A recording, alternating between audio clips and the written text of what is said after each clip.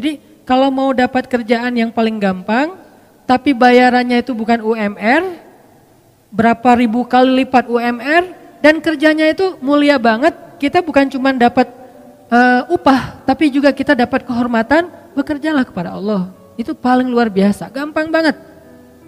Kerjanya apa? Saya nggak punya kemampuan apa-apa, saya nggak punya kapasitas, saya nggak punya keahlian.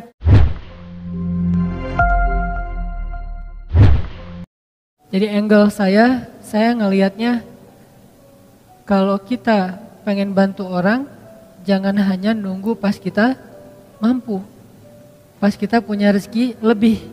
Walaupun kaidah agamanya kayak gitu. Kan dalam Islam itu ada syariat, nanti di atasnya ada ihsan ya. Kalau syariatnya kita nggak boleh berinfak lebih daripada misalnya sepertiga harta kita tanpa seizin keluarga. Tapi Abu Bakar berinfak seluruh hartanya. Umar berinfak setengah hartanya. Kok melebihi standar syariat? Ya karena keluarga Abu Bakar, keluarga Umar, bukan hanya beliau berdua tapi juga keluarganya, istrinya, anak-anaknya, semuanya derajatnya tuh udah wafa. Derajatnya udah muhsin, orang-orang yang berihsan. Sehingga mereka melakukan sesuatu lebih daripada standar umum yang dilakukan orang lain.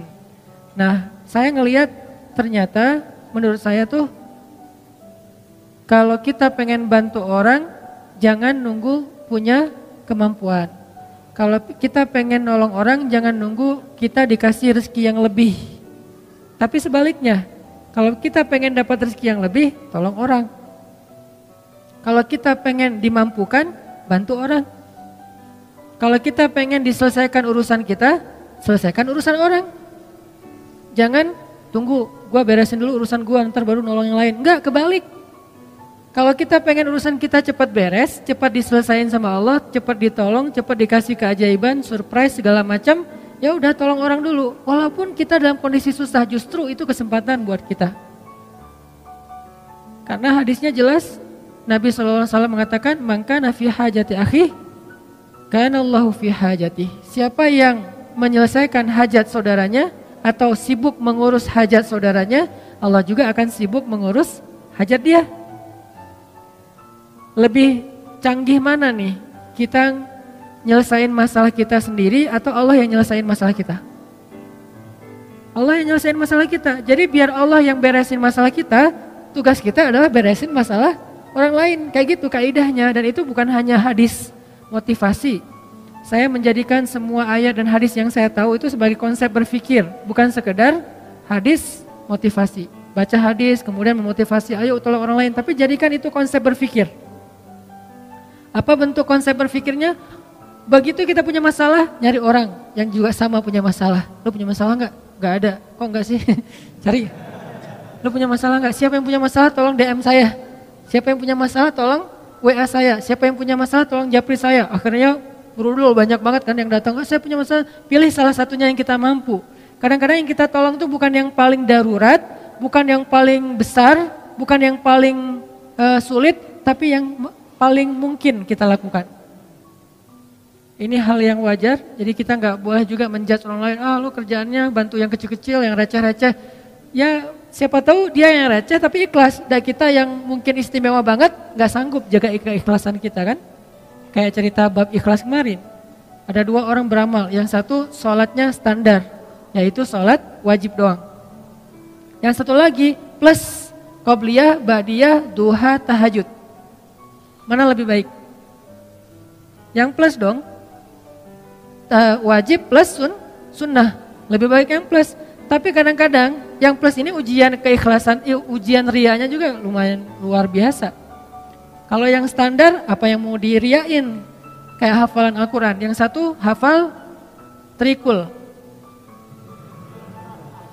Yang satu lagi hafalnya Al-Baqarah, Ali Imran, An-Nisa, Al-Maidah. Wah, setengah Al-Quran, 15 juz. Mana yang lebih utama? Pastinya yang lebih banyak hafalan. Tapi paling banyak hafalan justru ujian rianya lebih berat, lebih besar. Kalau dia baca Quran di dalam sholat, pasti dia akan diuji oleh setan, yuwaswis mereka pasti nggak bisa ngeralat kalau lu salah. Jadi tenang aja. Karena suratnya di tengah-tengah gitu, dia baca ayat yang saya juga nggak terlalu hafal lah, pokoknya di tengah-tengah Quran gitu ya. Contoh yang mungkin yang paling saya sering ulang tuh kayak surat favorit saya, surat Maryam. وَاذْكُرْ فِي الْكِتَابِ مَرْيَمَ إِذِ انْتَبَذَتْ مِنْ أَهْلِهَا. Di belakang tetap diam. إِذِ انْتَبَذَتْ مِنْ أَهْلِهَا. Diam aja di belakang. Kenapa? Gak hafal, sama nih. Kan agak-agak yuwas-wis tuh. Tuh kan bener, susah emang surat itu, yang lain gak pada hafal. Jadi biasa aja kali gitu. Dan makmum ini macam-macam karakternya. Dan jadi ada karakter imam, ada karakter makmum. Imam kadang-kadang kayak gitu, caper gitu kan, baca ayat susah-susah, udah gitu mentok Al-Ikhlas. Idza tabadat min ahli. Qul huwallahu ahad. Imam. Makmum ada juga yang unik. Uniknya apa? Giliran ayatnya dia enggak hafal, diam. Giliran ayatnya yang semua hafal, semuanya benerin. Ayatnya misalnya standar lah ya. Amma yatasaalun 'anin naba'il 'azim. Serentak satu masjid. Alladzi hum fi mukhtalifun. Wah, serentak semuanya. Kenapa enggak serahin aja di depan? Kan udah ada imam pengganti di belakang teh. Di belakangnya imam. Kenapa enggak dia aja yang benerin? Kenapa semuanya serentak satu shaf pertama hufaz semua itu, hafiz. Kebenaran suratnya populer. Kalau giliran suratnya sulit, semuanya diam. Kenapa? Takut riya. Kenapa makmum pada diam? Takut riya, Ustadz. Jadi masing-masing punya karakter. Artinya jangan remehin. La tahqiranna minal ma'rufi syai'a. Janganlah kalian meremehkan kebaikan sekecil apapun. Kadang ada teman kita kebaikannya itu sepele, cuman rapihin sendal doang depan masjid. Cuman meriksa keran doang yang kalau nggak terlalu rapat ngenutupnya dia rapetin. Tapi amal yang dia lakuin itu karena diremehin orang jadi nggak ada peluang riya. Sedangkan kita amal yang kita lakuin karena berpotensi dipuji oleh orang lain berpotensi juga buat riya. Makanya buat saya sih udah lakuin aja apa yang kita mampu. Tolong orang semampu kita. Kalau mau lebih sedikit gambling karena kita yakin sama Allah ya udah lakukan yang lebih berat daripada yang kita mampu. Sesekali coba kayak gitu. Kalau buat saya tuh kayak akidah challenge. Kan sekarang orang challenge-nya macam-macam ya. Ada yang kalau yang di YouTube ada yang ngeprank temennya lah. Apalagi yang terbaru keluar dari mobil terus joget-joget gitu. Gak ngerti juga maksudnya apa gitu. Ya terserah deh itu mah ekspresi orang lah ya. Saya gak mau menjudge, yang jelas ternyata dalam Islam juga ada challenge-challenge yang keren gitu. Akidah challenge itu kayak gimana? Gambling. Dalam arti kita mengambil resiko, kita mengambil sesuatu yang menurut kita agak sulit, tapi kita berserah diri kepada Allah, itu kan keren ya. Salah satunya apa? Akidah challenge. Meninggalkan satu pekerjaan yang kita yakin itu enggak halal, lalu kita mencari pekerjaan yang lain yang halal tapi enggak yakin nemu apa enggak. Ini kan agak bertaruh kan? Nah, disinilah ada iman atau akidah challenge-nya. Dan dengan akidah challenge, akhirnya kita akan menemukan kebesaran Allah. Siapa yang pernah nerapin akidah challenge dalam hidupnya? Ibunya Nabi Musa. Ketika Allah mengatakan kepada ibunya, "Idz auhayna ila ummika ma yuha, an qadhifihi fit tabut, faqdhifihi fil yammi, falyulqihil yammu bil sahil, ya'khudhu aduwwul li wa aduwwullah." Itu berat banget loh. Ketika Allah berfirman kepada ibu Musa, "Hanyutkanlah bayimu ke sungai Nil." Supaya apa? Supaya dia nanti kemudian akan ditemukan oleh musuhku dan musuhnya. Kan berat nih. Ya Allah disuruh hanyutkan, malah bukan diselamatkan, malah ditemukan oleh musuhnya. Ini akidah challenge, ini iman challenge banget buat ibunya Musa. Dan kata Allah, la takhafi, jangan takut. Inna radduhu ilaiki wa ja'iluhu minal mursalin. Kami pasti akan kembalikan dia kepadamu. Akhirnya dihanyutkan oleh ibu Musa. Lalu Allah Subhanahu wa taala singkat cerita mengundang kembali ibu Musa ke istana untuk menyusui bayinya yang sedang kehausan di istana. Akhirnya kembalilah bertemu antara Musa dengan ibundanya, bahkan dengan keluarga besarnya. Ini namanya akidah challenge menurut saya nih. Atau Musa juga pernah akidah challenge kayak gitu ketika Allah bertanya dan Allah Maha tahu jawabannya. Wa ma tilka biyaminika ya Musa? Apa yang di tangan kananmu wahai Musa? Kenapa Allah nanya? Padahal Allah tahu jawabannya. Tidak semua pertanyaan di dalam Al-Quran artinya karena nggak tahu. Ada pertanyaan karena nggak tahu, ada pertanyaan karena nguji, ada pertanyaan karena ingin menegaskan berita. Dan ini pertanyaan Allah ingin menegaskan berita bahwa itu tongkat, bukan ular. Sehingga Allah nanya, "Wa ma tilka biyaminika ya Musa?" Apa yang di tangan kananmu Musa? Musa yang ngomong, Musa yang bicara. Qala hiya 'asaya atawakka'u 'alaiha wa ahushu biha 'ala ghanami wa liya fiha ma'aribu ukhra. Ini adalah tongkat ya Allah. Siapa yang ngomong? Musa. Artinya itu benar-benar tongkat, bukan doktrin. Allah enggak mengatakan Musa itu tongkat ya. Ya Allah enggak.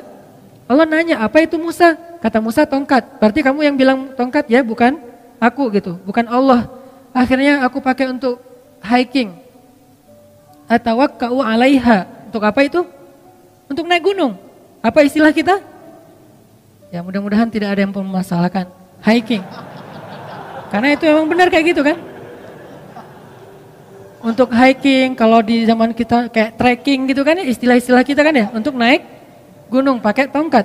Wa husyu biha 'ala ghanami. Saya pakai untuk menggembalakan ternak-ternak. Waliya fiha ma'aribu ukhra, dan beberapa fungsi yang lain lah.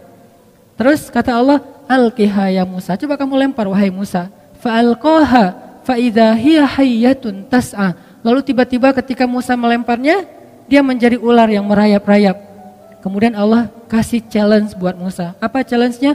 Khuzha. Coba kamu ambil Musa. Ini challenge buat Musa. Biar Musa makin yakin sama Allah. Dikasih ujian dulu.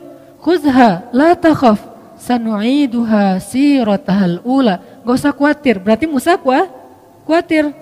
Karena Musa ngeliat, aduh ini ular dalam hidup Musa. Musa belum pernah megang ular.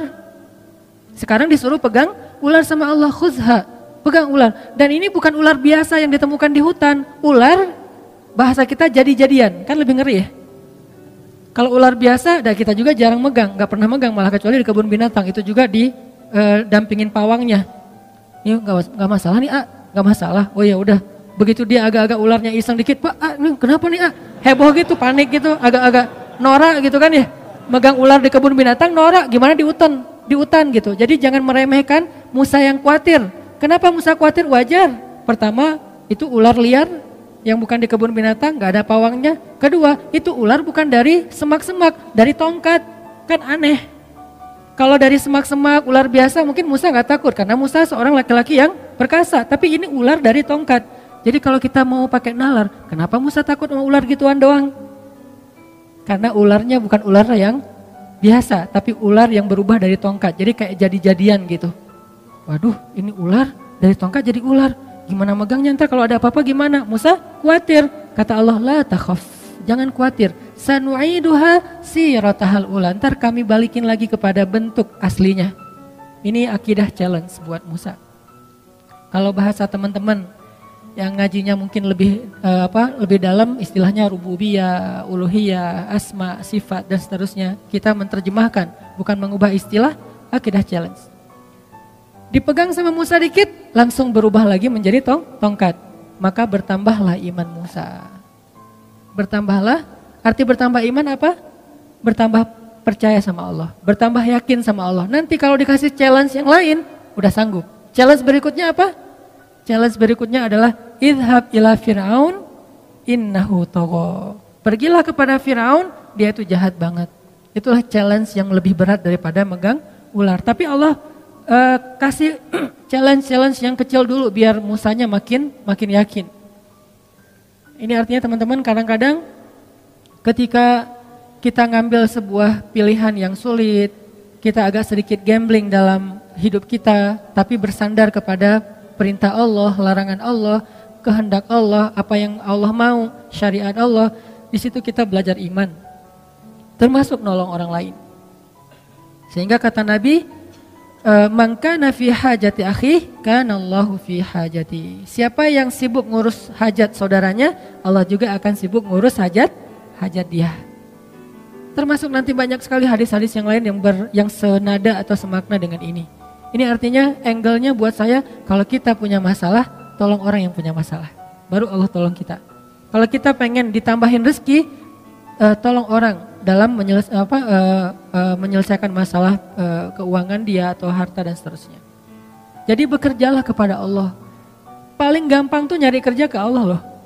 Nyari kerja ke perusahaan belum tentu diterima. Kalau ke Allah diterima enggak? Pasti diterima. Allah enggak pernah nolak. Orang yang pengen bekerja kepada Allah artinya pengen beramal, Allah enggak pernah nolak. Kenapa saya mengistilahkan bekerja? Dan Allah juga mengistilahkannya kayak gitu, berdagang. Ya ayyuhalladzina amanu hal adullukum ala tijarah. Mau enggak aku tawarin kalian satu tijarah, satu bisnis, satu perdagangan, satu kerjaan, satu project kalau bahasa kita. Berarti kadang kita berdagang dengan Allah, bertransaksi dengan Allah. Gimana bertransaksi dengan Allah? May yuqridullaha qardan hasanan. Siapa yang meminjamkan kepada Allah pinjaman yang baik, nanti Allah balas berlipat ganda. Bukankah itu transaksi? Baik, jual beli yang tidak akan mungkin rugi. Banyak lagi ayat-ayat yang lain yang bahasa analoginya adalah bahasa dagang atau bisnis. Jadi kalau mau dapat kerjaan yang paling gampang, tapi bayarannya itu bukan UMR, berapa ribu kali lipat UMR, dan kerjanya itu mulia banget, kita bukan cuma dapat upah, tapi juga kita dapat kehormatan, bekerjalah kepada Allah. Itu paling luar biasa, gampang banget. Kerjanya apa? Saya nggak punya kemampuan apa-apa, saya nggak punya kapasitas, saya nggak punya keahlian. Keahlian yang dibutuhkan itu bukan punya sesuatu, enggak. Apapun yang ada dalam diri kita yang kita bisa lakukan untuk bantu orang lain, itu keahlian. Sekedar mungkin sekedar repost, sekedar ngajak teman, sekedar, bukankah kita bisa ngelakuin banyak hal untuk bisa membantu orang lain? Kalau kita nggak punya uang, kita nggak usah ngasih uang, kita ajak orang yang punya uang untuk memberi uang kepada dia, kita jadi mediator. Bekerjalah kepada Allah, pasti diterima sama Allah.